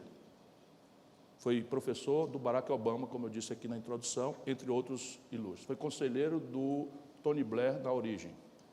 Hoje é um intelectual consultado pelo Partido Comunista Chinês, está na OCDE orientando o debate sobre a economia do conhecimento. Então, eu vou montar uma equipe, e essa equipe é livre para pensar e dizer o que quiser, porque, por enquanto, eu estou completamente aberto. Eu trago para o debate minhas convicções, minhas ideias, minha experiência, mas eu só sustento uma ideia até a hora que uma ideia melhor se apresente. Então, qual é a diferença, por exemplo, da água para o vinho? Eu, crítico do governo Dilma, do primeiro dia ao último, não aceitei ser ministro a partir do segundo governo do Lula, apesar de generosamente convidado, porque eu não concordo, por exemplo, com a política de isenções e de renúncia fiscal que ela fez. A minha obsessão é a saúde fiscal do país, que é princípio para que o país interfira e conserte esses dramas sociais, econômicos, de infraestrutura que nós temos. Então, eu não concordo com a política monetária que foi feita, nem com a política cambial que foi feita. Essa ideia de que o Brasil vai promover desenvolvimento, criando ciclos insustentáveis de consumo populista, já mostrou com o Fernando Henrique e com a Dilma que não funciona. Nós precisamos agora ir trabalhar a democratização da oferta, nós precisamos criar condição para produzir, nós precisamos entrar numa dinâmica de austeridade, de poupança, de investimento e de garantia de futuro, ainda que se sacrifique o presente. E isso só um líder moralmente comprometido com as maiorias populares vai conseguir no Brasil. Senão, será mentira de véspera da eleição, frustração no dia seguinte, o Congresso é presa das corporações organizadas e o país vai aceitar, vai viver o que está vivendo. Desde os anos 80 a gente não cresce. Simples assim. Governador, justamente sabendo que no Brasil, na prática, nós vivemos um presidencialismo de coalizão... Isso é papo furado do Fernando Henrique. Desculpa, papo furado do camarada que é muito ilustrado, muito brilhante, tem uma lambança de conversa, meu velho amigo, né? Mas, com aquele charme todo, inventou isso. Esse negócio de presidencialismo de coalizão é para dizer uma palavra nobilitante para o suborno. Para o pragmatismo de que a gente não governa sem comprar deputados, sem lotear a Petrobras, sem lotear... Isso é mentira. Eu fui ministro da Fazenda do Itamar, o Itamar não fez isso, não, e criou a condição política para fazer o real. Eu interrompi sua pergunta só porque, de fato, nós temos que voltar a refrasear a pergunta. Como superar a lógica de impasse do presidencialismo brasileiro? Não tem nada de presidencialismo de coalizão. Talvez traduzindo como será formada a sua base no Congresso Nacional, caso o senhor seja eleito. Vamos nos refugiar na história. O Brasil não é a América. O Brasil não se acomoda no ideário dominante da ciência política francesa. O Brasil é um país que não tem nenhuma tradição democrática. Nós somos relativamente jovens e estamos muito impactados por um período recente, mas a história do nosso país é uma história autoritária, é uma história de baixíssima democracia. Mesmo supondo que democracia é o direito de votar, que não é uma coisa, quem leu Tocqueville sabe que é uma coisa muito mais importante, estou falando de democracia na América, né? Mesmo que considere democracia só o direito da gente se reunir aqui e não sair debaixo de cacetete da polícia e de gás lacrimogêneo, mesmo assim o Brasil teve o mais longo período de vivência democrática, desde que caiu o Império de Dom Pedro II, e não era propriamente uma democracia, mas muito iluminista, o reinado de Dom Pedro II, o Brasil teve 27 aninhos de democracia contínua. Esse é o mais longo período, que foi da Constituinte de 88 até o golpe que derrubou a Dilma. Por que golpe? Porque eu defendo o governo Dilma? Não, porque no presidencialismo você só pode interromper o mandato de um presidente da República pelo cometimento doloso, ou seja, lúcido, consciente, de um crime de responsabilidade, como tal tipificado em lei. Nullum crimen, nulla pena sine lege. Eu sou outrora professor de Direito. E a Dilma nem sequer acusada foi de cometer crime nenhum. A acusação contra ela foi uma mistificação de pedalada fiscal, que basicamente é um ajuste contábil que todos os presidentes brasileiros da redemocratização para cá fizeram. E se isto ainda fosse crime, não se pode dizer doloso, porque não é razoável supor que um presidente da República, ao assinar um decreto de suplementação, que veio do Ministério do Planejamento, passou pela Secretaria do Tesouro Nacional, veio para a Casa Civil, passou pelo controle da coisa, e em linha com os pareceres do Tribunal de Contas, ela assina. E vem tudo com sigla. Sigla ou XPTO. Cancele-se a rubrica XPTO WJ KK1 963742, no valor de R$ 1.741.000.000. O Murilo que conhece isso de cor. Né? E suplementos no valor equivalente à rubrica número XPTO WJ, cacete, não sei das quantas e tal, papapá. Aí ela assina, e isto é um crime de responsabilidade, francamente. Isso aqui não é uma república de banana, não. Tocado por uma quadrilha de marginais, me perdoem, mas eu sou muito treinado. Eu fui deputado federal com Michel Temer, presidente da Câmara. Eu fui deputado federal com o Eduardo Cunha, dando as cartas. Eu vi como é que aconteceram as coisas assim, a 4 metros, a 3 metros, uma quadrilha de ladrões. Muito doído dizer isso, mas é assim que aconteceu no nosso país. Tirou-se uma presidente muito ruim, porém honrada, para instalar na presidência da República uma quadrilha. E essa quadrilha que foi denunciada, já tem o Gedel na cadeia, aquele dos 51 milhões nas malas, ministro, braço direito do Temer. Já está o Henrique Alves na cadeia, o Padilha não foi ainda, mas vai. Aliás, o Temer vai também. O Temer é o único presidente do Brasil na história processado pela primeira vez por formação de quadrilha e corrupção. Gravado numa conversa, como é que o more presidentially may speak? Uma conversa assim de botequim de 4ª categoria, às 4 da manhã, quando a cachaça já passou da conta, acertando suborno. Depois a Polícia Federal fiscaliza com uma mala. E nós, pragmáticos, todos achamos muito bom. Eu não acho. O exemplo que está se dando para a população brasileira é o pior possível. A ética no Brasil está rasgada pelo mau exemplo. Então, como é que se resolve a contradição do presidencialismo brasileiro? Primeiro, entendendo o presidencialismo brasileiro. Não se trata de habilidade. Não se trata de habilidade. O Fernando Henrique é um habilíssimo manipulador, encantador de serpente. No primeiro mandato, conseguiu passar o que quis. Qual foi a reforma que ele propôs naquele momento mágico? Nós fizemos o real, eu estava lá, ajudei a fazer, e ele tinha o poder do mundo todo para propor o que quisesse. Qual foi a proposta que o Fernando Henrique fez de reforma do país, que a gente possa acusar o Congresso Nacional reacionário, fisiológico, de coalizão, ou o nome que queira dar, não deixou passar? Vamos raciocinar contra as nossas simpatias e antipatias. Nenhuma. E fez uma. Acabou a distinção entre empresa brasileira de capital nacional e empresa estrangeira. Esta foi a emenda à Constituição do ano 95 e mais nenhuma. Simples assim. Depois, no segundo mandato, o mesmo Fernando Henrique, habilíssimo, quebra o país, fica impopular e o Congresso fica rebelde. Isso, então, vai nos ensinando qual é a ancestralidade que nós temos que entender. O Lula se elege, tem o poder do mundo todo. Eu estava lá de novo. Fui candidato a presidente, fui ministro do primeiro momento do Lula. Câmbio a R$ 9,20, a valor constante. No dia que o Lula tomou posse, o câmbio estava a R$ 9,20, se fosse a valor de hoje. Déficit monstruoso, e o Lula tinha o poder do mundo todo. Qual foi a proposta de reforma que o Lula propôs para a gente culpar o Congresso? Esse Congresso, coalizão, corruptos, fisiológico, qual foi a reforma? Não, o Lula propôs, dia tal, uma reforma fiscal, uma reforma tributária, uma reforma da Previdência, uma reforma do setor educacional, seja lá qual for, para a gente botar a culpa no Congresso que ele não deixou passar. Não aconteceu esta proposta. Essa proposta não havia, como não há ainda, a não ser esses arremedos que a gente pega a manchete correta e empulha a opinião pública de que você está tratando realmente do assunto. A reforma da Previdência do Temer economizaria em 10 anos 360 bilhões de reais. O déficit primário do ano passado foi 140.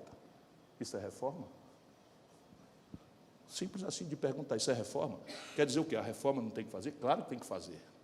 Mas não é remendinho desse tipo que o Lula fez, o Fernando Henrique fez. Todo mundo fez um remendinho e empurrou para frente o problema e estamos fechando a janela demográfica. Daqui 10, 15 anos, viraremos um país meio europeu, já mais velho, e o capital político para desmontar isso, praticamente impossível de existir, como a velha Europa está mostrando. Então, isto é do que se trata. Isto dito, o Brasil copiou o presidencialismo americano, esse é o ponto onde eu não posso ser breve, desculpe, né? Porque senão a gente vira cínico, passa a desacreditar nas possibilidades do país. E eu sei que é possível fazer. Como? Quando a gente copiou o presidencialismo americano, já a partir de 1891, nós não cuidamos de que os americanos têm algumas atipias geniais para a sua realidade. Por exemplo, o sistema de direito americano é o consuetudinário. Quer dizer o quê? É norma constitucional aquilo que o costume pacificar, e esse costume é pacificado pelo ditado dos tribunais. Então, você não tem Constituição rígida, não está nada escrito, e então os tribunais vão dizendo que na Califórnia o aborto é uma coisa legal, depois muda, e na Louisiana não é, e a sociedade americana e tal. E isso introduz o outro argumento, uma ultrafederação, em que a lei penal, a lei processual, a política industrial, etc., é local. Nós temos tudo centralizado com os modelos de constituições rígidas, que exige 3/5. Então, a lógica de impasse está dada. Por quê?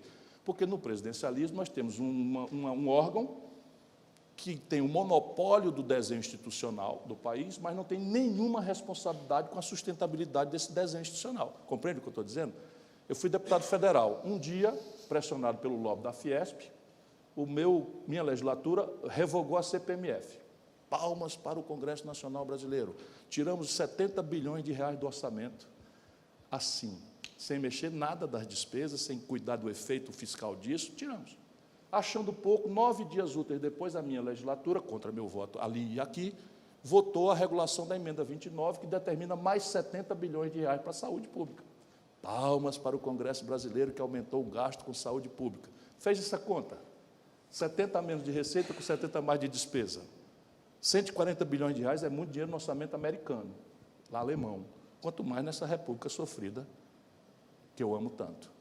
Esse é o problema. Então, o molde institucional é deles o monopólio. E o presidente da República é o encarregado da sustentabilidade macroeconômica, dos preços centrais da economia, etc., etc., sem ter ingerência instantânea, como o parlamentarismo tem, no desenho institucional. Como superar isto que é cientificamente uma lógica de impasse? Então, não se assustem, qualquer um que se eleger vai sempre encarar isso. Tenho estudado. Primeiro, propor antes, correr o risco, né? Essa proposta aí é disparatada, vai aumentar a carga tributária, você é um cara que está replicando o modelo da Dilma, não acabamos de ouvir aí do ilustre, né, participante do debate, não é culpa dele, já os jornalões estão mandando ver, porque nada é neutro, está tudo certo. Então, tem que trazer para o meu imaginário do povo que eu sou a nova Dilma e tem que impor a racionalidade dos que estão destruindo o país, porque existe aí uma turma que chama coxinha no povão, mas esses são os senhores da verdade, esses são os homens, e isso não guarda coerência nenhuma com a vida. O Brasil está desmantelado na mão desses cavalheiros, ou, mais do que deles, do desenho que eles impuseram ao país. Primeiro, então, propor. Segundo, propor na primeira hora. 100% dos presidentes brasileiros eleitos, desde o general Dutra, Marechal Dutra, se elegeram com minoria no Congresso Nacional. 100%, não há exceção de nenhum. O general Dutra conseguiu um empate ali, e dele para cá, 100%. Como é que aconteceu, entretanto, de que nos 6 primeiros meses, há um ano, todos os presidentes tiveram poderes imperiais de fazer o que bem quiseram e entenderam, pelo conteúdo plebiscitário que o presidencialismo traz, e talvez essa seja a sua única vantagem, embora muito perigosa também. Exemplo caricato, Collor. Minoria ínfima no Congresso, ele tinha uma minoria pequeníssima, faz o sequestro da poupança, que no jargão jurídico é um empréstimo compulsório, esteriliza 1/3 da dívida brasileira, por medida provisória, manda ao Congresso Nacional, onde ele jamais teve nem sequer mais minoritária das minorias, o Congresso engole com casca e tudo aquela aberração, e mais grave, o Judiciário recebe milhões de ações, todas corretamente assentadas no melhor direito, e repudia, pela força poderosa da onda popular que pediu uma providência contra a inflação aberrante que o Brasil estava vivendo. Depois vimos o que é que deu. Mas o aplauso da elite foi grande na data também. Eu era jovem governador do Ceará. Por isso que eu não tenho mais cabelo, porque tenho testemunhado coisas nesse nosso país, né? E depois, por fim, se tudo isso... Assim, negociar, terceiro atenuante. O Brasil hoje está com o Pacto Federativo dilacerado, o que nos predispõe a um redesenho do Pacto Federativo em troca ao redesenho fiscal do país. Eu estou convencido de que o próximo presidente da República terá uma situação tão grave, a partir da iliquidez do setor público dos estados. São Paulo está entrando na iliquidez, Rio de Janeiro está na iliquidez crônica, não tem saída, Rio Grande do Sul está em liquidez crônica, não tem saída, Minas Gerais está em liquidez crônica, não tem saída, e mais 14 estados brasileiros. O que é que eu penso? Chama essa turma toda, passou a eleição, a turma, estamos todos no mesmo barco, eu, presidente, e vocês, governadores. Vamos trocar aqui. Ao invés de eu sair para comprar deputado e botar o nome de coalizão, um pragmatismo, etc., etc., nós vamos fazer uma grande negociação do redesenho do Pacto Federativo Brasileiro. Vou fazer swap das dívidas dos estados, mas vocês vão me dar um apoio para uma reforma previdenciária e tributária junto, uma reforma fiscal, e nós vamos sair dessa juntos. Acredito que aí está o melhor momento que o Brasil teve em todo o tempo, pela pedagogia da crise. E, por fim, se todos esses atenuantes não funcionarem, é preciso mandar ao povo diretamente o debate sobre as reformas, através de plebiscitos e referendos, que uma certa elite brasileira chama de chavismo, como se a América do Norte não fizesse plebiscito todo dia, toda eleição, para resolver questões triviais. E no Brasil, acredito que, se não for por esse acordo, tem um problema. A Previdência que está beneficia minorias muito poderosas. E as maiorias desinformadas não vão se movimentar para defender a reforma, porque estão desinformadas, estão manipuladas. As crianças, que são os bandos judiciários, nem sequer têm capacidade de entender. Não existe o sindicato do interesse público, não tem a Associação Nacional de Proteção da Sanidade Fiscal. Essas coisas não tem. O que tem é todo mundo pedindo para diminuir imposto, se for empresário, e para aumentar despesas, se for cliente do Estado. Vamos ter clareza e não ter susto disso. Então, mandar isso a plebiscito e referendo, já com autorização do Congresso, depois dessa dinâmica. Prazo, 6 meses, para poder ser na primeira hora. Propor antes, para chegar lá, não o caudilho, mas um conjunto de ideias que terão sido criticadas e, ainda assim, sobreviverão ao embate eleitoral. Isto muda o Brasil.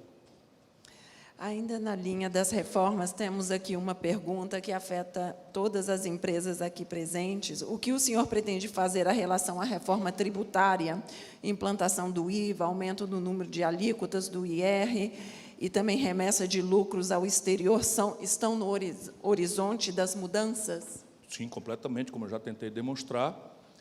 Deixa eu, entretanto, conversar aqui uma coisa para não ser simpático e depois trair sua eventual confiança. E mesmo para os que me criticam, eu gosto de ganhar a confiança de quem não gosta de mim.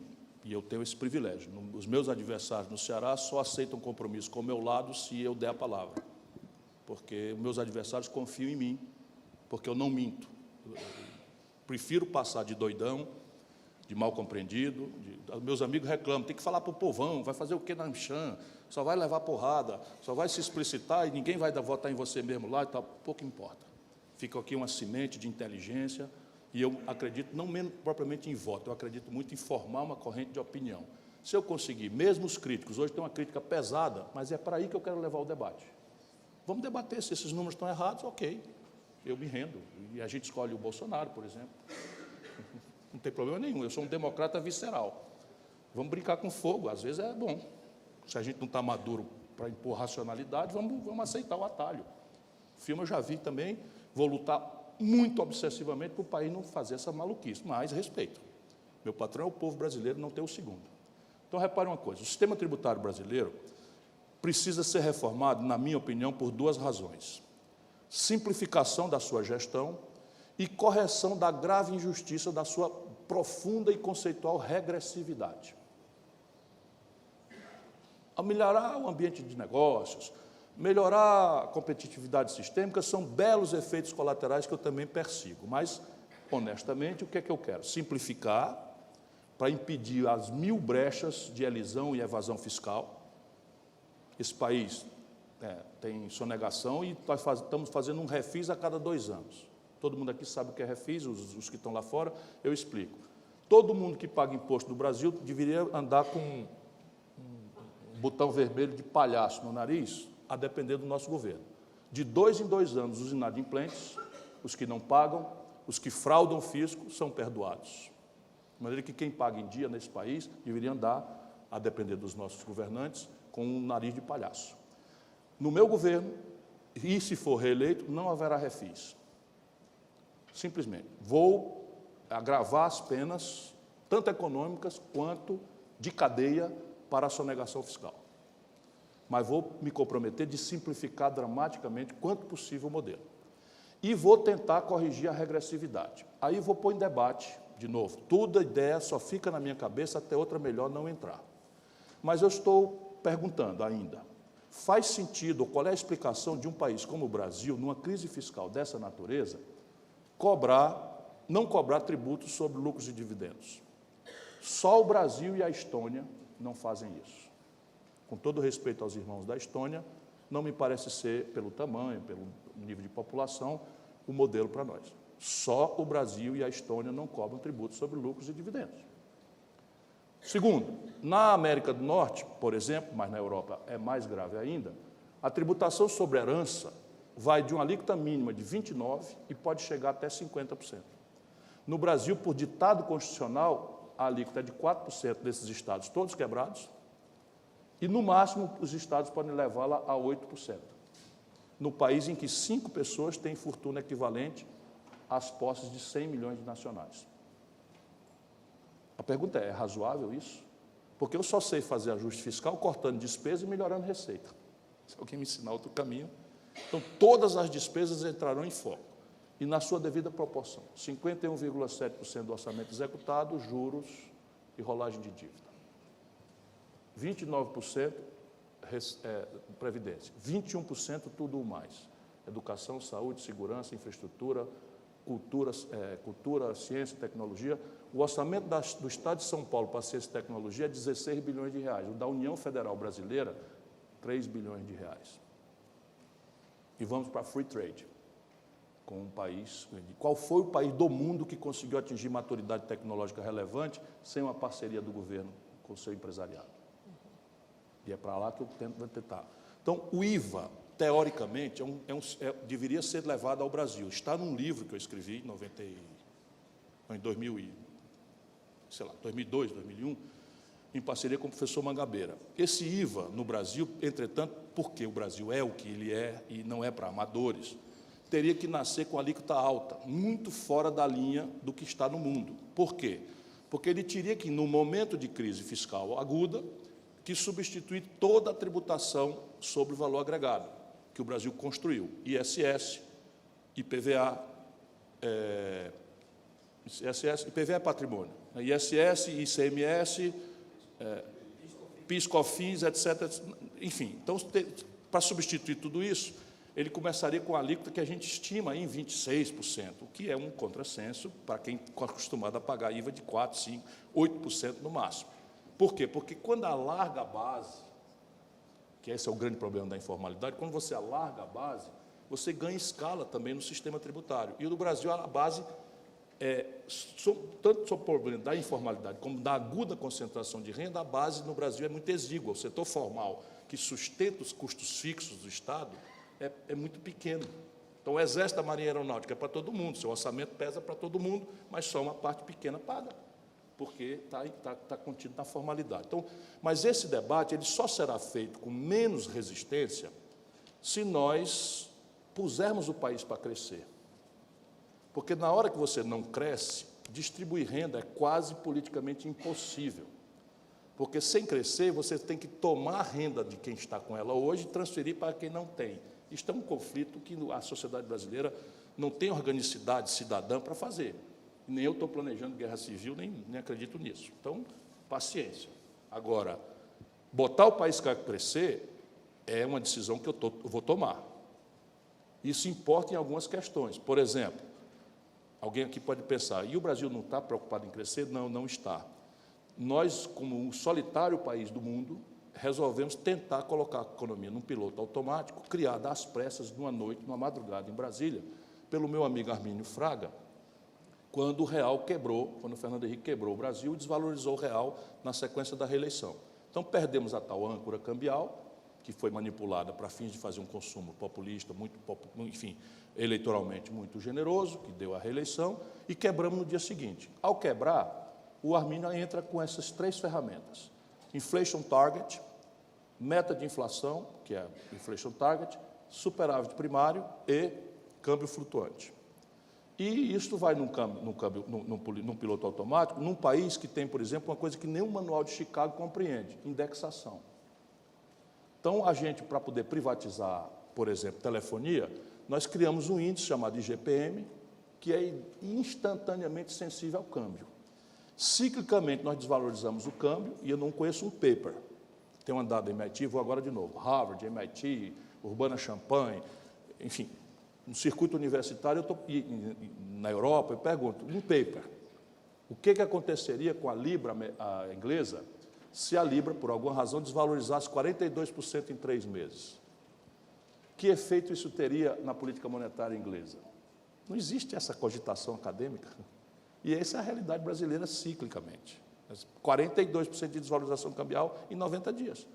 Imediatamente isso vai para os preços. E na engenharia do Armínio Fraga, a gente atira nisso com taxa de juros. Pelo amor de Deus, me socorram. Qual é o efeito de taxa de juros sobre um preço relativo que subiu porque a taxa de câmbio mudou once and for all de patamar? Não me deixem continuar falando bobagem. Está na hora de alguém me fazer uma parte. Agora, qual é o efeito da taxa de juros sobre a subida do pão, porque nós mudamos a taxa de câmbio e passamos a comprar trigo a $4 por 1, quando comprávamos a 1 por 1, quando o Fernando Henrique ganhou a reeleição? Compreende o que eu estou querendo dizer? Quer dizer o quê? Vamos afrouxar? Não, minha inflação foi 0. Fui ministro da Fazenda do Brasil. Peguei a inflação com 3% no mês, em 4 meses trouxe para 0. E eu sei o que eu fiz. Foi talvez a mais grave, abrupta abertura comercial da história. Eu assinei. Por quê? Porque nós estávamos vivendo um hiato de produto. Não estava fazendo política industrial de comércio exterior, estava salvando a estabilidade, porque desta vez era ela ou nunca mais aconteceria. Por quê? Porque nós estávamos trabalhando a 3 turnos, 100% de capacidade instalada ocupado, e a sociedade podendo e querendo comprar mais. O juro já na estratosfera, não há um manual de economia que explique o que é a Casas Bahia e o Ricardo Eletro. Ninguém entende, porque é preciso entender a psicologia popular. O povo brasileiro não tem renda para financiar a expectativa de consumo básico que nós temos. Geladeira, televisão de tela plana, forno de micro-ondas. O povo não tem renda para isso. O salário mínimo brasileiro, que o Banco Mundial criminosamente acabou de dizer que é muito alto, não paga nem mal e porcamente a ração básica para comer. $300 não dá para uma família de 5 membros comer decentemente. E na minha região, 7 em cada 10 trabalhadores vencem o salário mínimo. Pois bem, o que é o Ricardo Eletro e a Casa Bahia? São bancos que não se filiam à Febraban, para não perder o disfarce. O que ele sabe? Ele sabe que a população quer comprar um forno de micro-ondas e não tem renda para isso. Então, eles picam o forno de micro-ondas em 36 vezes, em 24 vezes, botam lá que é sem juro, e o cidadão leva para casa porque a prestação cabe no mês. E aí ele leva um forno de micro-ondas e paga 2, paga 3, e sem saber. Mas se souber, continuará pagando, de maneira que o efeito da taxa de juro no Brasil, para dissuadir demanda agregada, também tem que ser relativizado às nossas peculiaridades. E ninguém compreende isso. Se atirar com taxa de juros do jeito que está se fazendo, é só tirar no pé. A inadimplência cresceu violentamente, 60 milhões de brasileiros estão negativados no Serasa e no SPC, e as empresas privadas já estão micando o sistema financeiro. Nós estamos plantando uma crise financeira se nós não desarmarmos essa bomba. Governador, para encerrar, porque o senhor tem um compromisso? Não, eu posso ficar. Tem um compromisso? A nossa pergunta é sobre a sua expectativa para a renovação do Congresso e como a nova modalidade de financiamento das campanhas baseada na pessoa física afeta a sua campanha e como o seu partido está se preparando para isso. Veja, isso é um assunto que também merece uma reflexãozinha um pouquinho, mas não é tão longa, não. Eu queria repartir com os meus compatriotas especialmente, mas é muito bom que seja na ambiência dos nossos irmãos norte-americanos. O poder econômico é um dado irremovível da realidade, afirmo eu, para discutir. Não me parece razoável imaginarmos que é possível remover o poder econômico da realidade humana. Ele existe. E o poder político é um dado irremovível da realidade humana. Desde que nós aceitamos regrar nossas disputas, substituindo as regras pela violência, substituindo a violência pelas regras, nós fazemos política. Então, o poder político é quem premia e pune interesses, como nós acabamos de frequentar aqui. De maneira que, se o poder político é quem premia e pune interesses, o poder econômico, sendo ambos dados da realidade, este vai procurar se relacionar com aquele. Me parece silógico, assim. Existe e este vai se relacionar com aquele. Qual é a melhor forma da gente conviver com isso?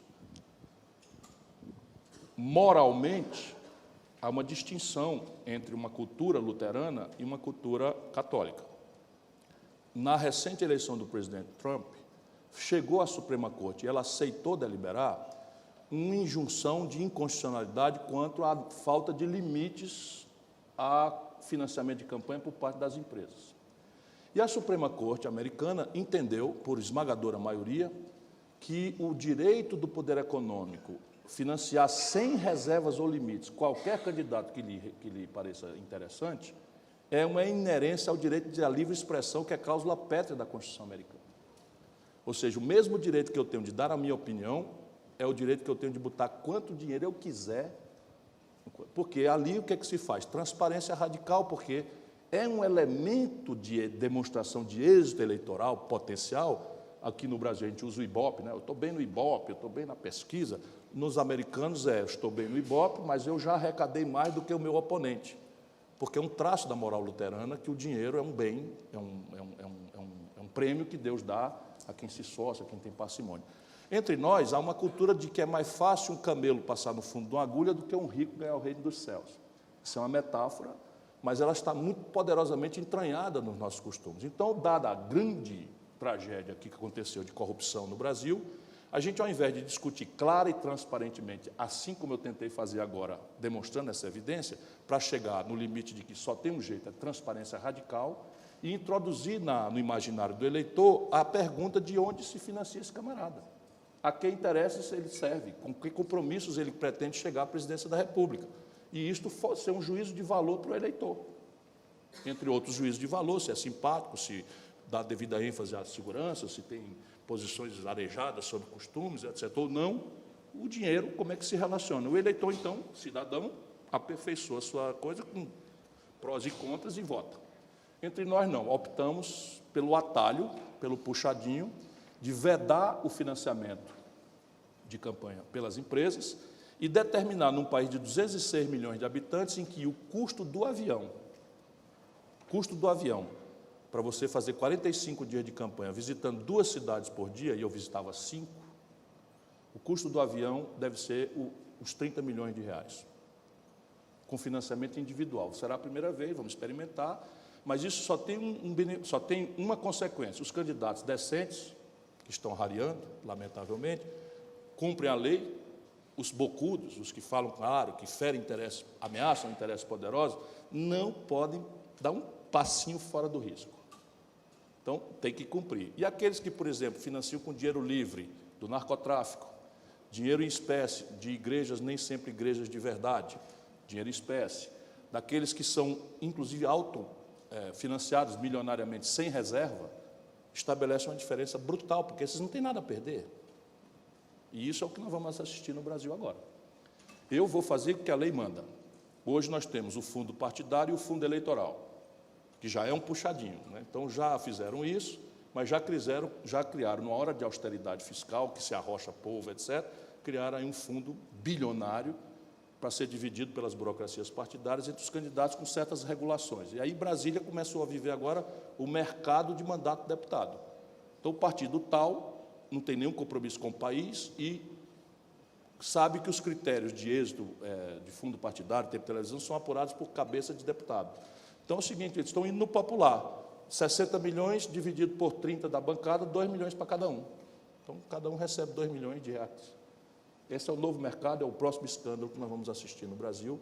É nesta janela que eles estão chamando, deputado indo, mudando de partido, já acertado que vai receber do fundo eleitoral 2 milhões de reais. Isto quer dizer o quê? Qual é a renovação possível? Eu acho que vai ter uma renovação superior a 60%. E temo muito que seja uma renovação para pior.